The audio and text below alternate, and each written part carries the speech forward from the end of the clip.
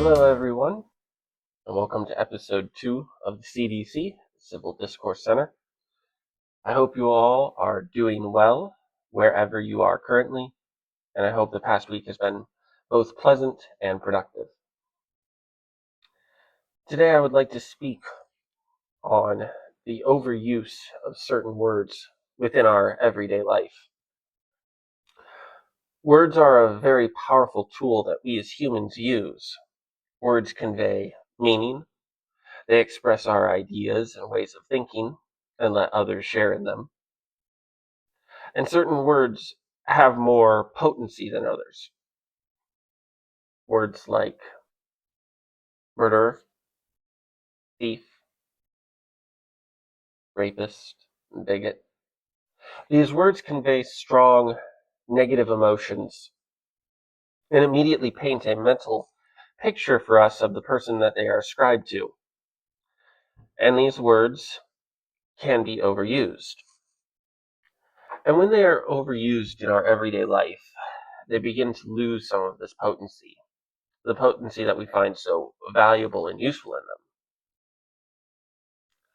But how can they be overused?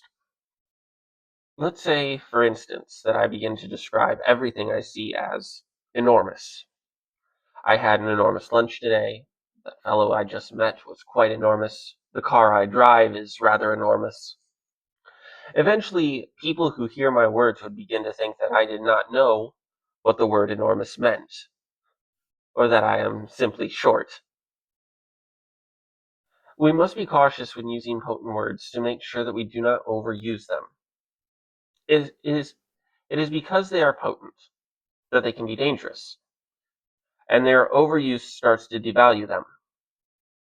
If we begin to call everything that we disagree with racist, bigoted, socialist, fascist, communist, then we begin to devalue the meaning of those words.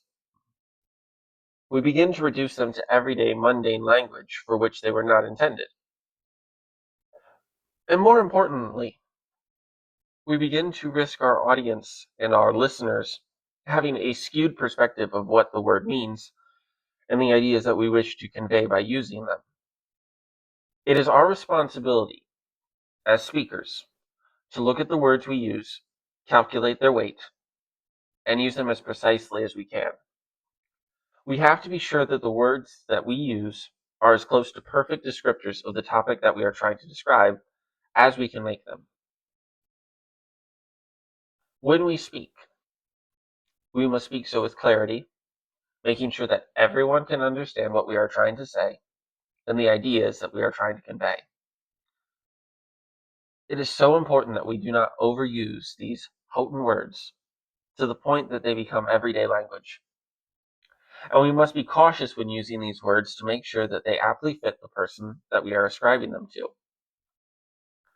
When we call everything that we disagree with communist, socialist, far left, or far right, we skew the picture that we are trying to paint of that person or that idea in a certain direction. And we have to be sure that we fully understand the meaning of the words we use. Otherwise, our language becomes garbled, incomprehensible, and worst of all, misleading. So we have to ask ourselves, what is racist? What is fascist? What is communist? What is truly far right? What is Nazi?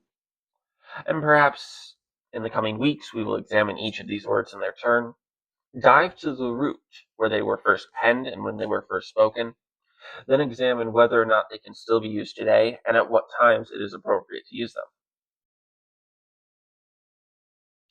Free speech, however, declares that the government cannot restrict the words that we use, as we discussed last week.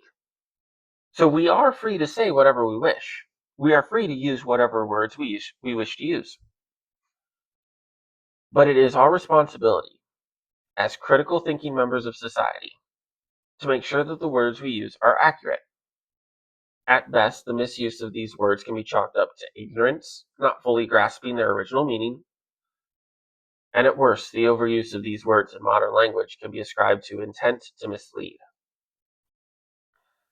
When someone uses such a potent word, it is also incumbent upon us as listeners to know what the word means, and then to do our due diligence to look into the person or idea that the word was ascribed to, research that person or topic, and come to our own conclusion whether or not that word was correctly used.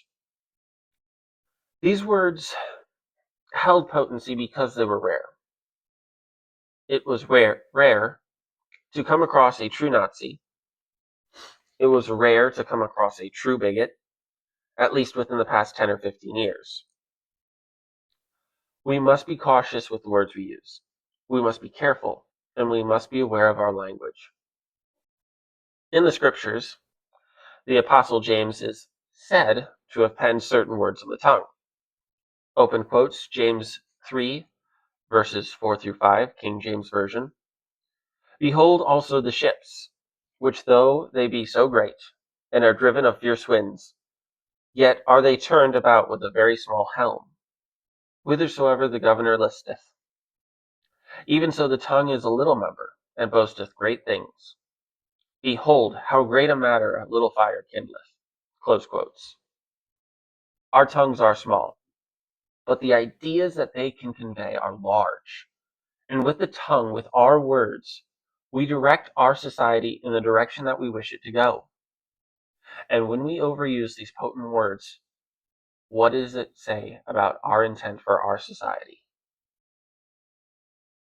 Again, and in conclusion, we must be cautious as speakers to make sure that the words we use are the correct ones.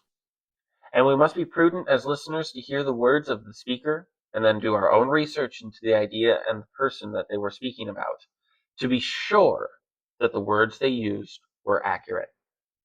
This is our responsibility as speakers and as listeners. I wish to thank the 4 subscribers we have now. Welcome to the center. It is your subscription that makes this broadcast possible. I'd like to thank those of you who commented down below last week. And again, in the comment section below, I welcome all civil discussion. Discuss this topic. Am I correct? Am I wrong? What are your own opinions? Do you feel that certain strong words have become overused within our society? Or do you feel that because of the way society is headed, these strong words must be used? This has been the CDC, the Civil Discourse Center, signing off for the second time. Be well, stay safe, speak strong, and God bless America. This ain't the America that all our parents love, but good men try to keep making it great. Pray that God will take care of us, the system is failing us when good men die for the things that they say. And I can't just be quiet, so I gotta be brave, cause this is America. Lately it's scaring us, but one good man can change it all in a day.